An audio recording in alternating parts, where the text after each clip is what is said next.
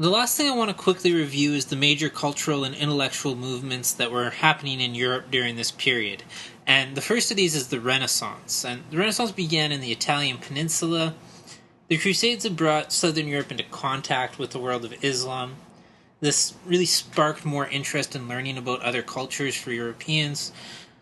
The Renaissance intellectual movement became known as the Renaissance, or rebirth, basically meaning the reappearance of ancient approaches to understanding the world.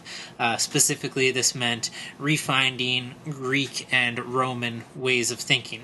So we have the classical period, then the Middle or Dark Ages, followed by the Renaissance, or rebirth of the classical period. Notice the Middle Ages in between the classical and the Renaissance. With the Renaissance, we start to see these ideas that will influence the Reformation, the Scientific Revolution, and the Enlightenment.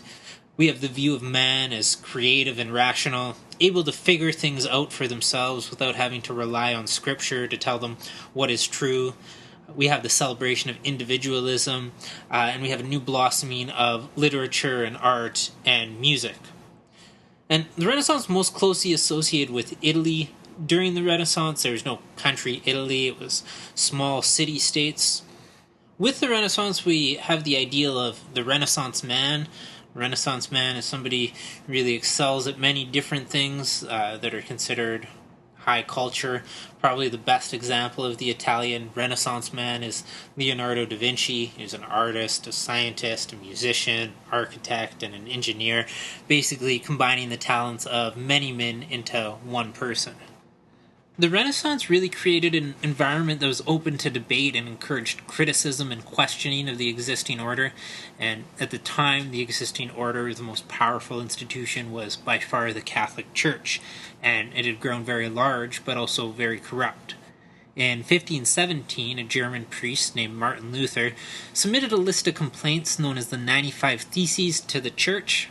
Amongst the complaints, Luther criticized the selling of indulgences, which were basically pieces of paper that were said to reduce the amount of time one would have to spend in purgatory after they die.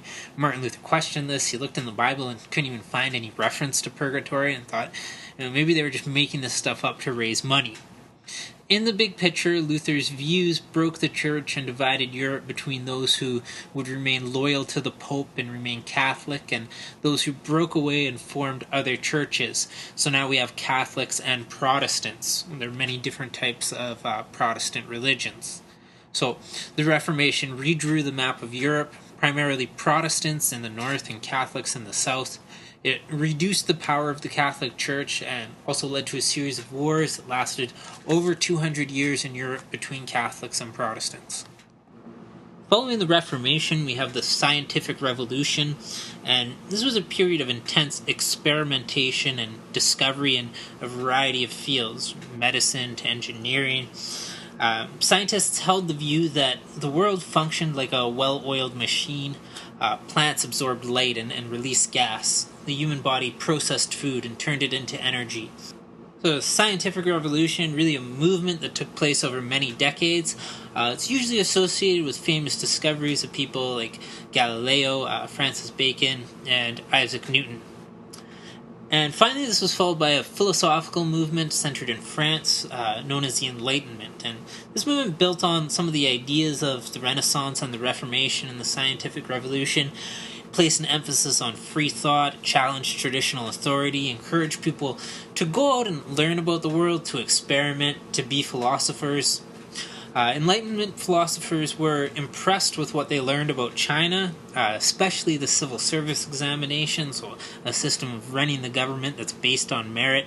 Let's get the smartest people running the government. So it seems like common sense now, but it wasn't the way things were done in Europe at that time. So, wrapping up, this is just a quick overview of the big ideas of Unit 3. More specific information can be found in podcasts episode 15 to 18. Even more specific information can be found in the chapter overviews and the textbook readings. So this wraps up episode 19, a review of the early modern era. Thank you for listening.